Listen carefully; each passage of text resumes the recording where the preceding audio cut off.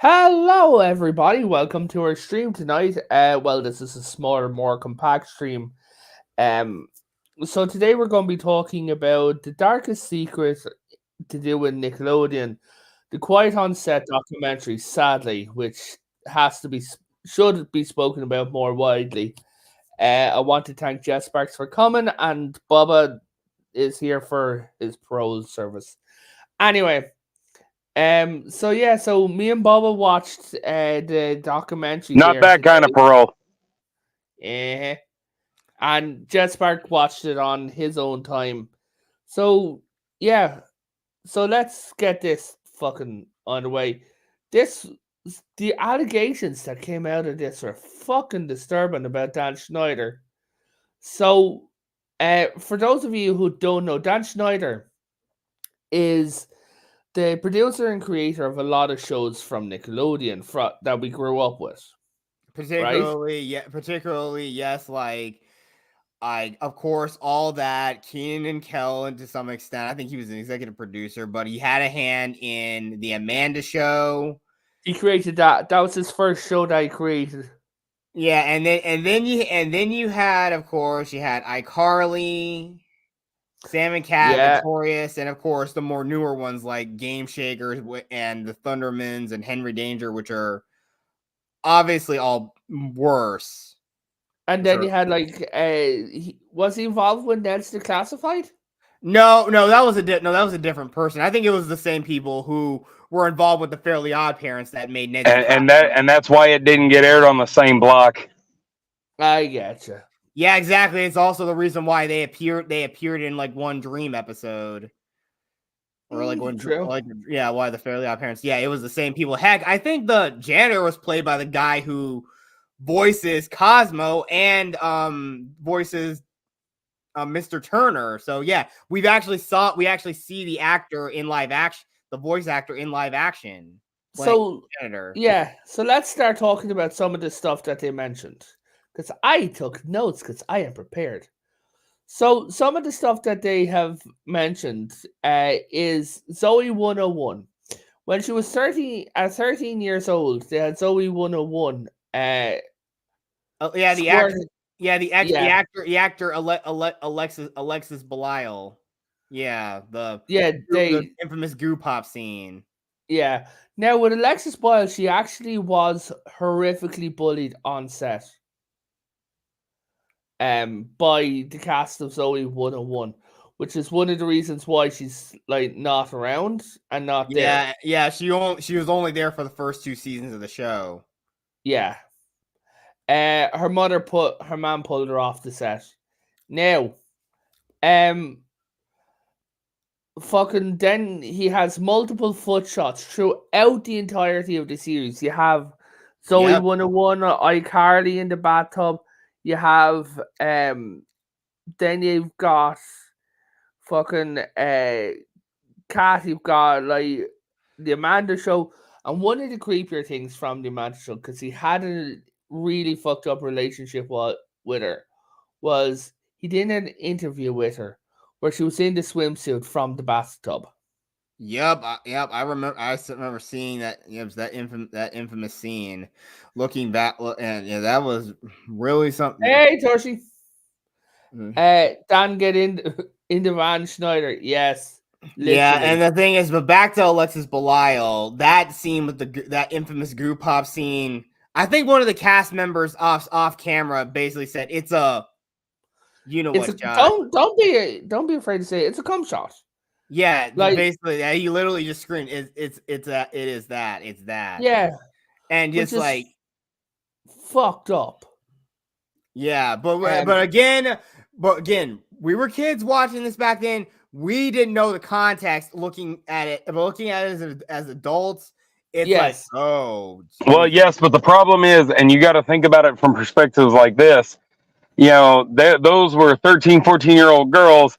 15, 16-year-old boys that happened to see these shows knew exactly what the connotation was. Mm-hmm. So it's When Zoe 101 first premiered, I was about, say, 11 years old.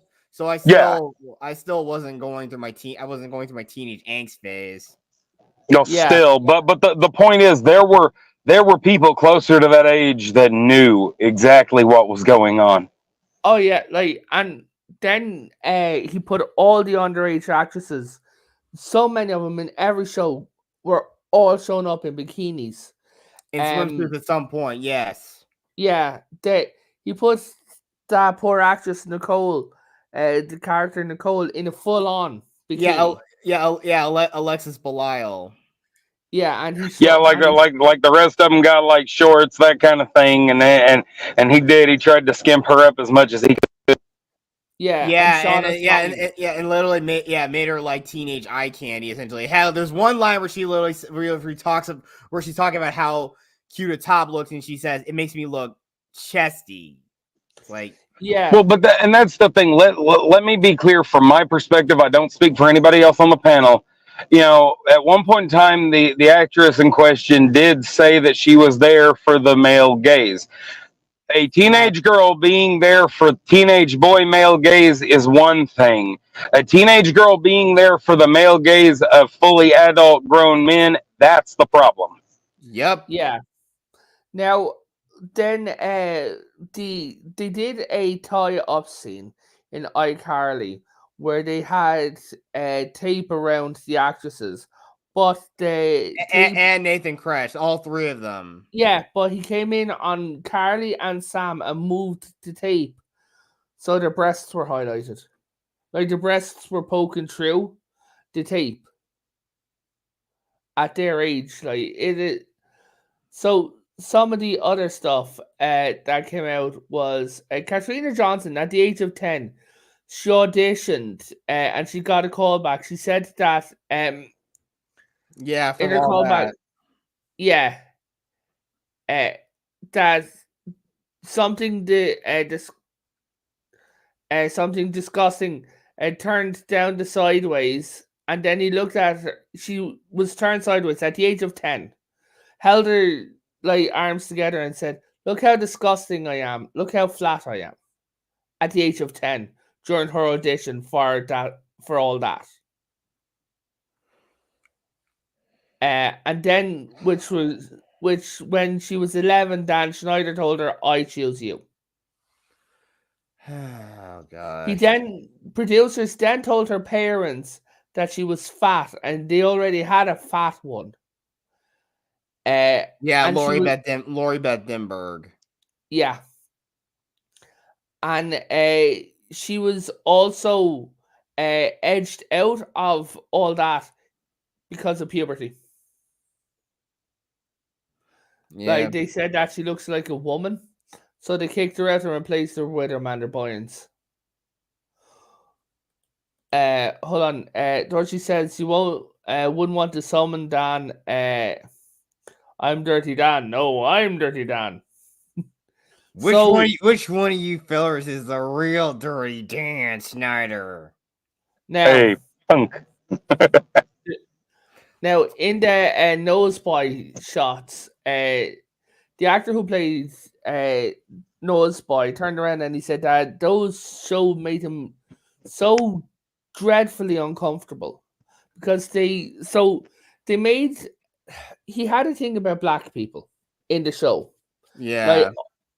all of them, they were either tokenized or he made them out to be stereotypes or draw attention to them. When they were doing the fetus rapper, he had Yes, I forgot the kid. Yeah, but he was in the revival of the early 2000s. Yeah. yeah, Little Fetus. He was, yeah. It's in that there. like, and they made sure that the bodysuit that he was in was, and I quote, coconut. Like that's the color that they chose to call was coconut, and he was like really upset that they stuck him in it. But where is it now? This is the suit that they had him in. The other, one of them. That was from the old series. I forgot Yeah, that young but if actor's you look name. at the noses on the shoulders, those are dicks. Yeah. It's just Yeah. Should we talk about the main chunk of it? Like, should we cut to Drake Bell or should we go through some of the other points? I say first. we go through the other points first. Yeah, Okay. yeah, yeah, Okay. Amanda Bynes. yeah. Yeah, we all know how she turned up. She lost her mind. She's got a bull ring. She's tatted up. She's literally lost it, and she's gotten run-ins with the law. And Yep. it's the exact same. You could say this about a lot of the starlets of. I know this is a theory here. This is the only reason why a lot of these young Hollywood starlets went through their quote unquote bad girl phases is simply because their brains trying to fight against all the programming that Disney and Nickelodeon gave them. Yeah. The brainwashing. Like, if she turned around, hey man, good to see you. Yeah, and that's the whole point. They were ready. They were meant to be like these That's squeaky, Bubba. these so-called squeaky clean But they weren't examples. squeaky clean. Like, the thing is, okay, so at 16, they created a show for her because she was growing up, right? And she Yeah. wanted to get out of her child face into the adult face. Now, which resulted in her like trying to get her own way and getting emancipated from her parents, which failed. But so they created And a new actually show. got her under a conservatorship. Yep. Yeah.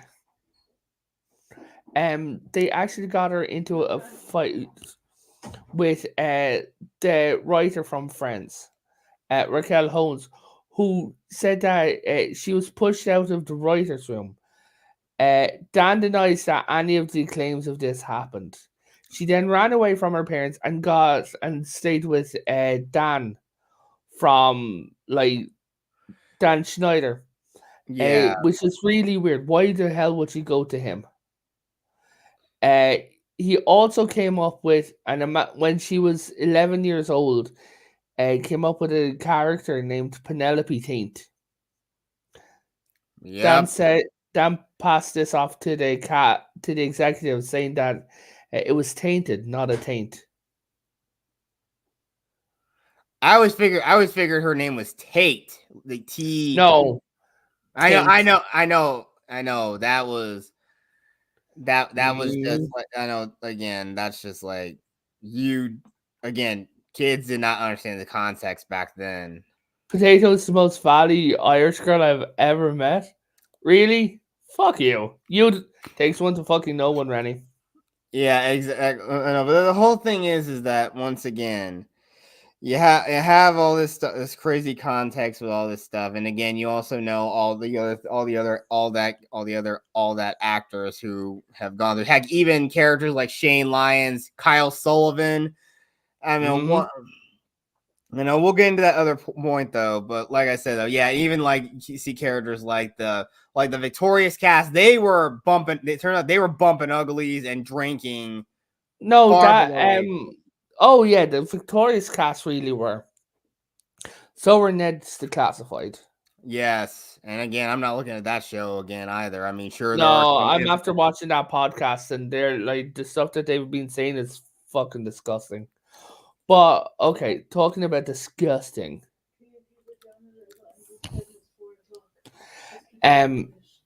Right. So he made a bet. He had two women writers on set, and he made a $300 bet to eat 2 pints of ice cream in 15 minutes, and then he refused to pay it. Yeah. This man is like, why he just Well, loves. it's about power. It's about power. If he can get people to debase themselves in the, in the most senseless ways, it is how he knows that he has them wrapped around his finger. It is how he knows that no matter what he says, they will do Yeah. what he tells them to do. And it's also kind of ironic that also Dan Schneider himself got his start by enacting himself. Okay, so we need to talk about some of the big stuff that he did. Should we talk about the first of the pedophiles? Is there anything else before that we have to talk about, or are we gonna move on? Not important. These are like the bigger points. Well, let me start by saying that the reason why Dan got away with what he got away with for so long is because he was making his bosses way too much money. The network was making so much money that they covered up a lot of things. In turn, he covered up, even if he was not guilty of what these people were guilty of, he covered it up because they were in turn making him make more money for the network. So we can start with that, stating that everything, even though he was not proven to be a party to any of this stuff, he was going to cover it up because of money. Oh, yeah. So the first man, I have a picture here. Let me just pull it up now. This guy. Handy. Yeah, I forgot that guy. Yeah, he was more notorious and actually had a lot of all the illegal stuff like CP on. So, there was this girl only known as Brandy, right? Who at the age of 9, now he was a producer, not a producer. Like he used to show people around, show them, hey guys, time for cast. Like you need to go here, you need to go there. Like being really nice. But he got really close to him. He started giving his email address, his phone number, his AOL at the time to the kids. And he gave it to this girl called Brandy. Now, Brandy was talking with him, and her mother's like, well, it's show business. Drive safe. Show business and everything. So, what it was her mother was there and she was looking, and he said, hey, try and get your mom to deliver you to the mall, but don't tell your mother that you're meeting me. And she's like, at 9, that is not happening. He then sent a video to Brandy, well, not a video, sorry, an email to Brandy of him masturbating, saying that he wanted to tell her that he was thinking about her. Yeah, we all feel like that. Then but he was arrested because he actually kissed another 9-year-old, and he was found with over 1,000 images of CP, going from full penetration to. They said over 10,000. Over 10,000 before the digital age really took off. It's not like he could just look this stuff up on his phone. It's not like he could just, the amount of effort he had to go to have that many pictures is astounding and sickening beyond belief. Exactly. And the fact it was kept on a CD, but you want to know the worst thing? The police officers have to go through those images one at a time. Yeah, I know. I actually, it was disturbing to watch that. And when I saw what they had to do, how that whole process goes in Sound of Freedom. Yep. That so he said a few weeks later got an email, blah blah blah. Now he had a Ziploc bags of trophies, right? And he had one of a Ziploc bag of letters from Brandy. Like the little girl, her mother was so pushed about this, so upset and everything like that the little girl never returned to acting.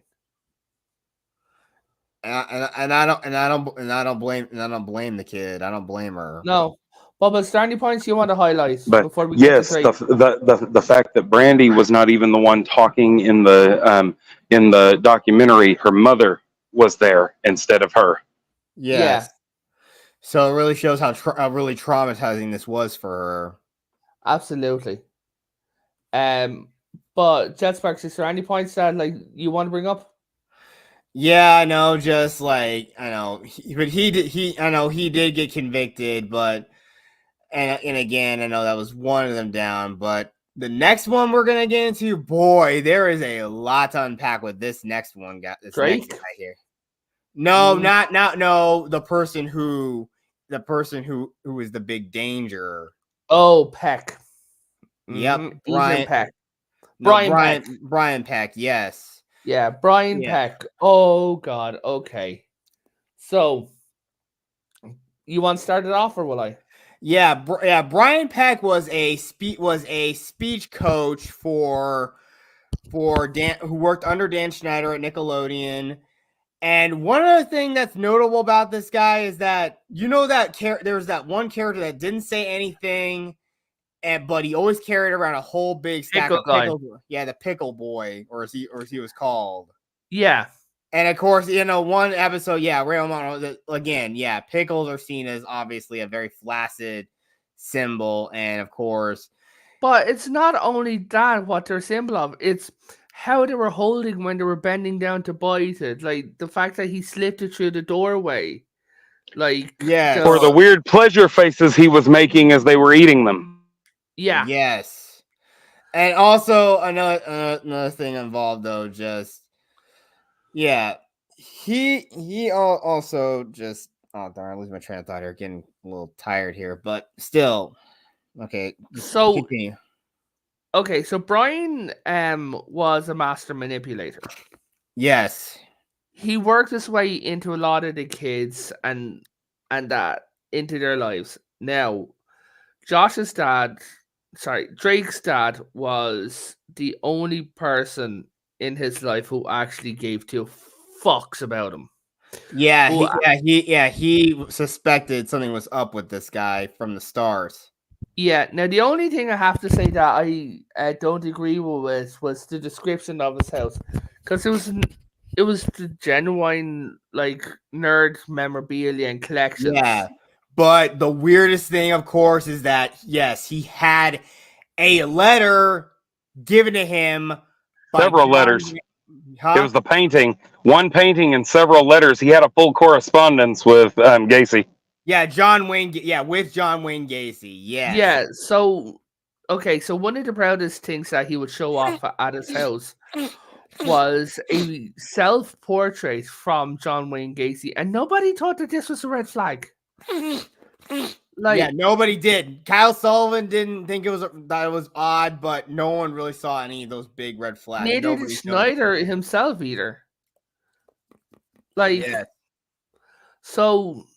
Then, God love him, he then started focusing on Drake Bell.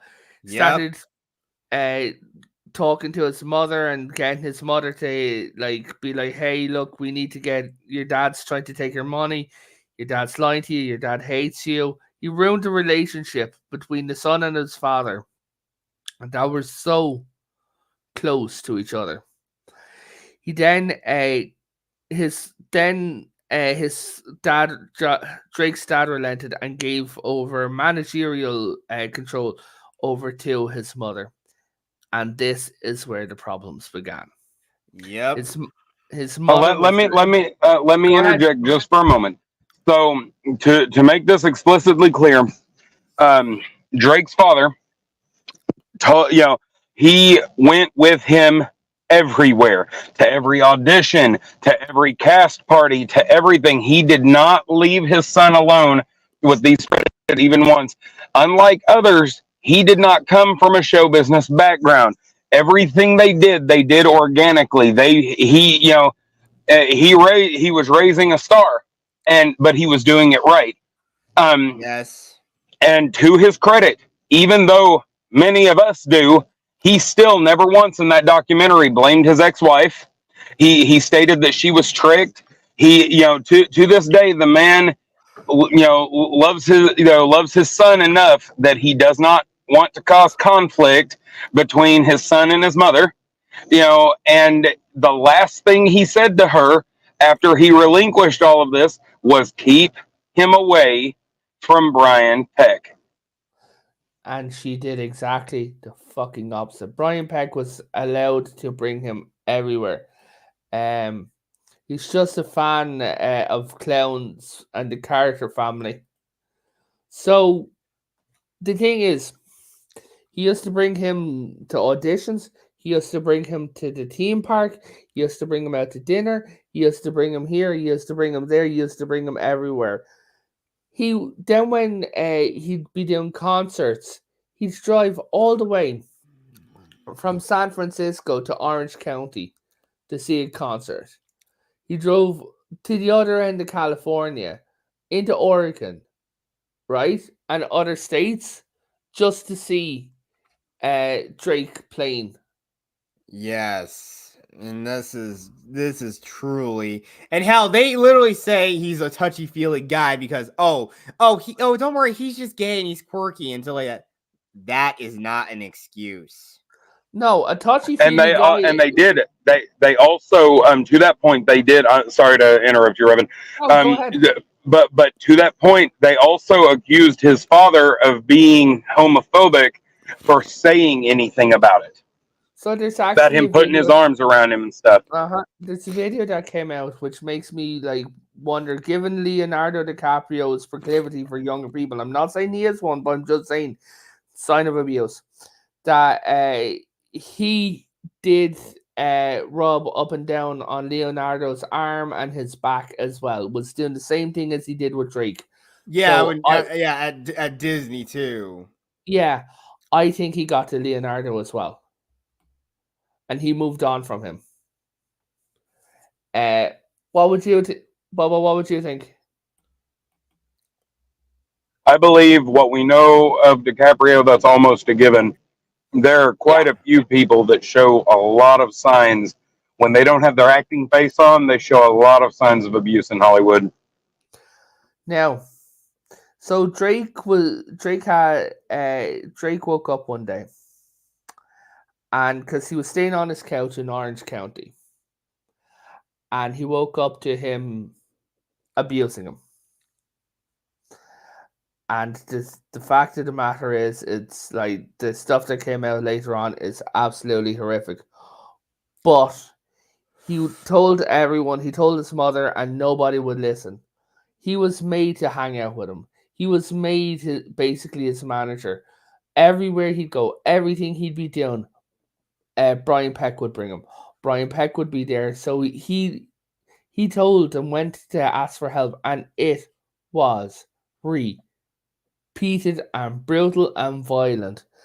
Then at the end, then one night, the night that Brian got caught, is Yeah, he phoned. and how again I think even Drake stayed. Did Drake stay at his house? I kind of forgot. Drake was at his girlfriend's house, but Yeah, he was at yes, his girlfriend. Yeah, he was at his girlfriend's house, and yeah, he he was was in real violated danger. in Brian's house.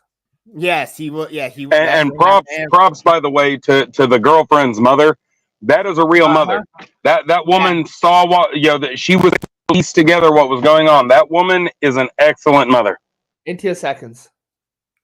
yeah, Like she's like, he's like, oh, he's a bit weird. She's like, no 40-year-old man phones my teenage daughter's teenage boyfriend that much, and the mother answered the phone. Then he went back to ringing Drake's cell phone because they were meant to go to Disneyland. He's like, no way, you're not getting me. I'm not going to Disneyland. Leave me alone.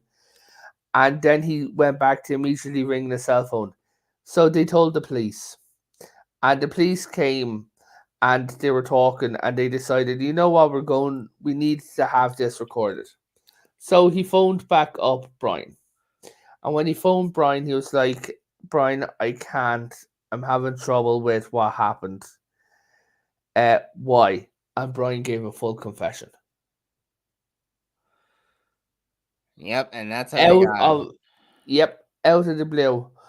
But they also asked Drake about it, and Drake gave a full, detailed, vivid what happened, and because of that, it's affected Drake's life. He's had substance abuse. He's gone bankrupt. He's been an alcoholic. He's sober. He sadly no longer talks to Josh. Yeah, Josh Peck, and again, just to let everybody know, Brian Peck is not related to Josh Peck in any No, way. they're not. It's just the same name. And another creepy factor about Brian Peck is that he actually wanted to be the dad. He wanted to take Jonathan Goldstein's role as the dad on Drake and Josh. He wanted that. Yeah. He wanted that part. And he said, "No, you're not going anywhere near me on set." Yeah. Like, it is completely and utterly fucked up. Like, the stuff that I did.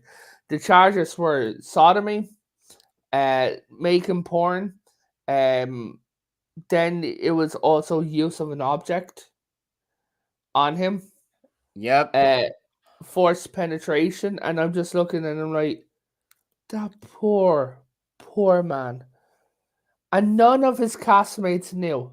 He never told them that it was him because he was scared that if he told them it was him, that he'd never work again. But the only thing I can say, the one time, in fairness to Dan, immediately Dan rang up. Are you okay? Do you need anything? Bubba, you want to say anything because you brought something up about it? But one could also argue that whereas everybody else seemed to not immediately know what was going on, He did. Dan knew enough to know who to call and know who to talk to, even though Drake's identity was kept anonymous from the police reports. Yep. So there, or from the news. And so the fact that he knew and could piece that together is a clue. Again, nothing solid, nothing cement, but to me, that's a clue that that man knew everything that was going on with his employees. And that, yeah, and a sign to me that he allowed a lot of things to be facilitated and to be covered up after it became too big to hide. Yeah. Yeah, but here's the bigger part when we get to, are we gonna get to the sentencing part? Yeah, that's up next. Go ahead. Yeah, when we get to the sentencing, for Drake's recollection, Brian Peck's side of the court was full. It was full of celebrities and given a lot of a lot of letters of, what are they called? Letters of what? Letters of appeal to the judge for leniency. Letters of appeal. Yeah. So Bubba, you can tell what the people say, but I will read out what they said if that who was on the list. Okay. Yeah, go ahead. Yes, letters of support. Okay. First on the list, James Marston. Yep. Then we aka Cyclops from X-Men, and of course more recently as like Tom Kalansky, aka the sheriff or the Donut Lord inside the Hedgehog. Yeah. I mean, that man has been a part. He's been voices in Paw Patrol. He has been a part of child and teenage entertainment for longer than you and I have been alive. Yeah, heck, I think he was even on episodes of the Outer Limits too. He was in one episode of Limits. Yeah, then we have Alan Thicke, Tom DeSanto, Ron Melendez, Ryder Strong, Will Friedel. Then you have Rich and Beth Correll, Kimmy Roberts, she's always been weird, and Joanna Kearns. Now let's state for the record that just because they write a letter of appeal does not mean that they are guilty of anything. No. It means that they see this man as a friend, and that they, in theory, it means that they would like him, that they don't see him as guilty or completely guilty. Now, there are a lot of complications to that, and one could argue there are several on this list who have written. I mean, he is not the first person or the last that they have written these letters for. So, I mean, just make of that what you will. The point is that we are not in any way saying that these people are guilty by association. Yeah. It was more the case of that kind of stuff never happened to me. It's just like, yeah, because he never singled most of them out. So he didn't single again. Like I said, the two probable cases that where he's actually molested, some of them, was of course Drake Bell and maybe Leonardo DiCaprio. Yeah. He in 2005 he was registered as a sex offender. His last show that he worked on, right, was 2006 to 7 was The Sweet Life of Zack and Cody. Then in Yep. 2013 he was worked on Anger Management. Yeah. In 2015 he worked on the movie Freak of Nature. He worked on Bitch Slaps, Bedtime Stories in 2008, 2007 Fear Strong, 2007 House of Fears. He still got work for like up until 2015. Like he's after all of that. And he essentially walks free.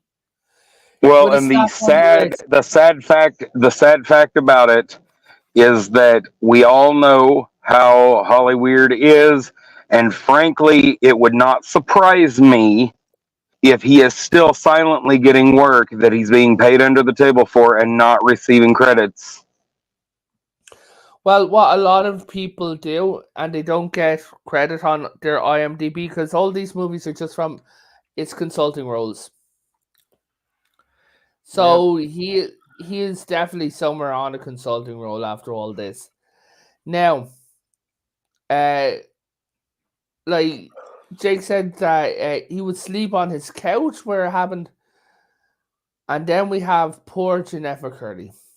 Ah, yes, who she refers to him as the creator in her book, in her memoir about her mother. We don't officially know that, but Yeah, unofficially, she never named him. Yeah, but he's probably a character, someone she references in the book known as the creator. It's assumed. I know, but we just have to say that we're just gonna say for legal reasons, it's not him, but for unlegal reasons, it's him. Yeah. but so the man who played Spencer Shea tried his hardest to save her. Jerry Trainer, yeah. Thank you. Yeah, Jerry Trainer saved so hard to save her. Also, when he was working on Victorious, there's a couple of guys over there who tried to save the girls from him because Dan would always be like looking down on them, especially when he'd have them in more revealing outfits. He'd be looking down on them, be taking pictures of them, recordings. Bobby, you wanted to tell about the screech from Jeanette? There's this one part, and the thing is, when we talk about let's forget about all of the alleged things for a moment. Let's talk about Dan Schneider and what we know. The fact of the matter is that what we know, what we have proof of, what he has shown us in interviews and that sort of thing. Well, once he said, in an interview something to the effect of, "I love it when I'm paraphrasing a little bit. I love it when the cast gets sassy with me. I can put them in whatever unfortunate situation I want to put them in." That's literally what he said. Yeah, that's a threat. And the thing is that we know that this man is an overgrown child. And I was telling Revan about this earlier. I remember at one point in time as a teenager having a brother that's quite a bit younger than me, who's a small child at the time, and my parents talking to us. They had given me this talk when I was that age, but then as a teenager, they were giving me a different talk alongside him. They were talking about how the people on TV that choose what we watch, that choose what they is put in front of us. These are not people our age. No matter how much they would have us believe that they listen to kids and that they put stuff by kids for kids on television. The fact of the matter is that these are all middle-aged to elderly people that are deciding, manipulating what we see on television. And that they were telling, that like they told me when I was that age, that they told me that if you see anything weird, you need to talk to us about it so we can talk to you about it. We can't be there all the time, but and then they told me as a teenager with my little brother right there, said, and if he tells you that he's seen anything weird that he shouldn't have seen on TV, we need to have the discussion about that. And so it's just, I remember back early 2000s, I was watching TV in my grandfather's house, right? And he was there and he was sitting down and he was like smoking away. And he turned around and he's like, "What the hell is this?" And I'm like, "Oh, it's I forget the name of the show, but it's like one of the shows over here, right?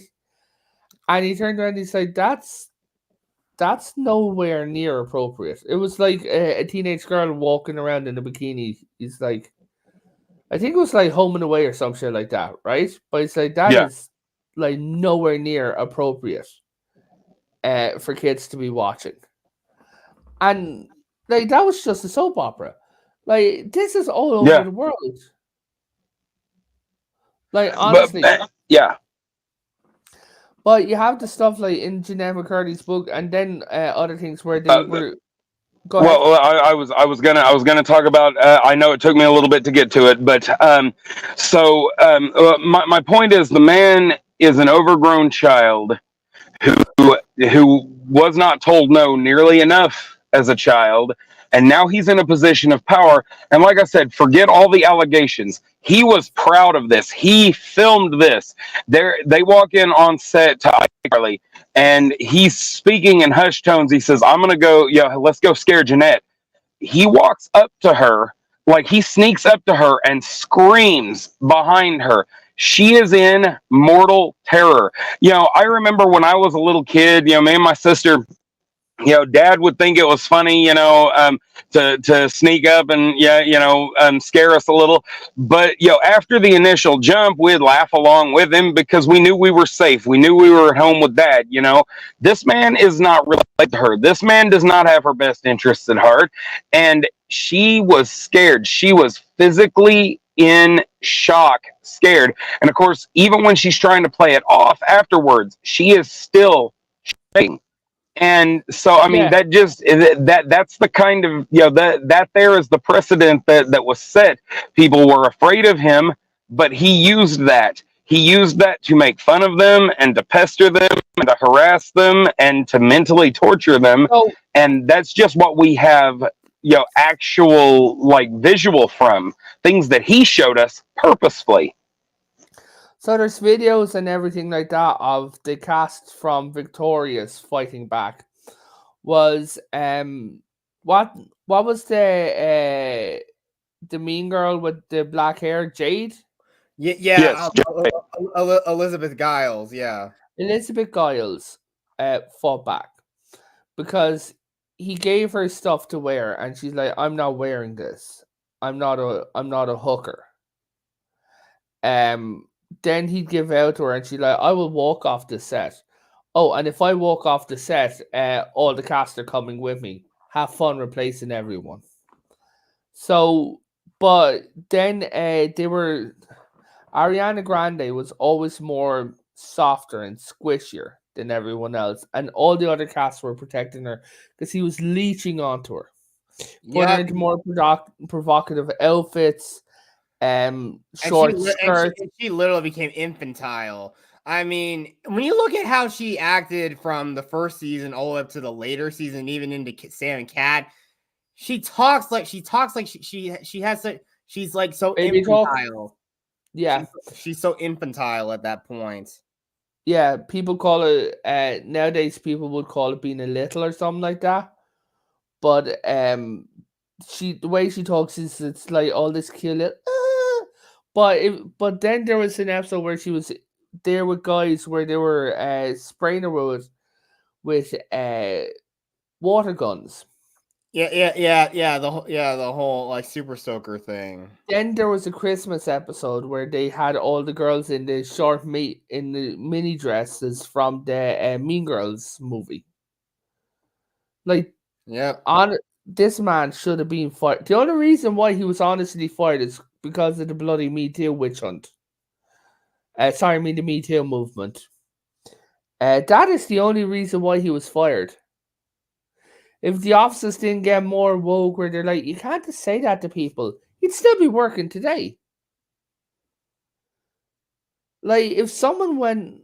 But the thing is, someone is going to forget about this, right? Not everyone watched it. Not everyone know what he did to Drake Bell. Not everyone knows what he did. Someone is going to hire him. There's going to be some studio somewhere desperate for money, probably Disney, are going to go up and hire him. Oh God! But I also the same thing applies to going back a little bit to Amanda Bynes. That show. What I like about you, he also co-created along with the guy who co-created Friends. I think, right? One of Rachel Hoare or something like that. No, I think it was Will something. Yeah. Yeah, but again, there were creative clashes, and he and Dan Schneider walked off from. Oh yeah. But Bubba, you were saying something? I lost track. We were we were talking about Ariana. Yeah, no, I had moved on. It's okay. It'll come back to me. But oh no, we were talking about Dan Schneider being hired by Disney. Yeah. Oh yes. Okay. So we were talking about different ones they hired at one point in time. Not Dan Schneider. They were talking about Brian Pegg. They were talking about you had brought up how he was still getting work after everything. They had brought up and at one point in time in the documentary they had brought up a different creator who had previously actually been convicted of sexual exploitation with children, and they hired him anyway. But what you were talking about them not knowing or them not paying attention, they brought this up several times in the documentary. There does need to be a better vetting for people who work with children. These same guys, they could not work in a daycare. They could not work as they could not get work at the supermarket. They could not get work at the library. They would have. I mean, they can't get work at most respectable places, but they're allowed to work in show business. That's absolutely ridiculous. But we know all about Hollywood and their proclivities. Going back to the casting couch, going from Weinstein, going back before that, to what they done to Dorothy on the set of The Wizard of Oz. Like going back to even like the early 1920s when we and the 1920s and 30s when you had look at fucking Shirley Temple.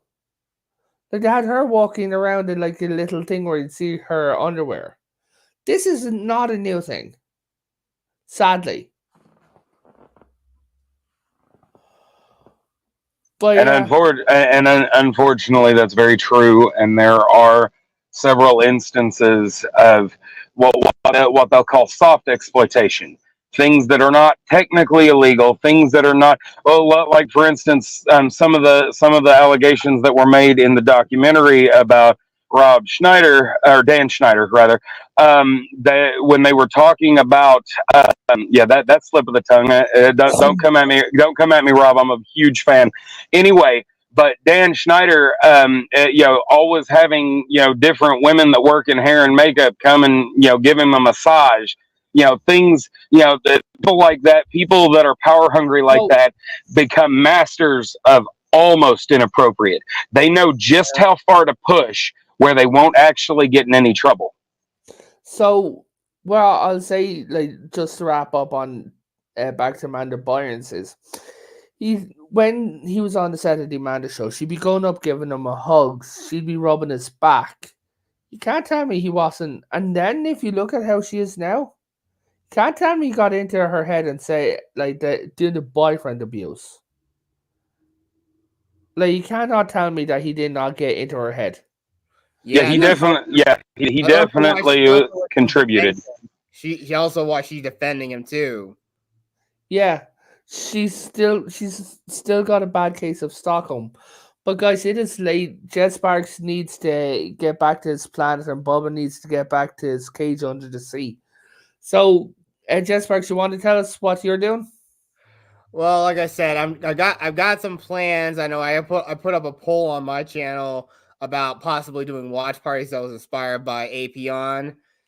I'm thinking about it, but I need to get some people together if they're interested and wanting to do it, and I need to figure out an appropriate time to do it. I don't want to like mesh with somebody else's schedule, streaming or something, but eventually I want to do more and try to do more panel discussions in the future. But like I said though, but I know I haven't really had much of a drive to try to do it because I'm still trying to. I'm just trying to focus on my writing. And again, like I said, everyone who's watching or subscribed to my channel, you can find me on like everywhere on my link tree. And of course, you can go back through and look through all my videos. I have dozens of playlists. I have done let's plays. I have gameplay clips and videos. So just come and check me out and just you can binge watch all my stuff if you want to. Yeah. Bobby, you want to talk about your stuff? Yes, first of all, I'd like to clear something up. I do not live in a cage under the sea. I am not financially able to live under the sea. I am still in a lake. Secondly, yeah, no, I am. While the Renaissance Festival is in my local area, I am Pirate Lord Bubba instead of Geek Hero Bubba. But if you type in Geek Hero Bubba over on X, you'll still find me. It says Pirate Lord. The handle's still Geek Hero. So I argue with people. I geek out about things. I argue with people. Sometimes I argue about geeky things, but it's always a lot of fun, and it's gotten me through a lot of boring nights. Yeah. So, and on Tuesday we will be doing a Star Trek quiz. So, guys, I will talk to you next time. Thank you everyone for coming. Thank you the people for watching. Good night. God bless, and peace out.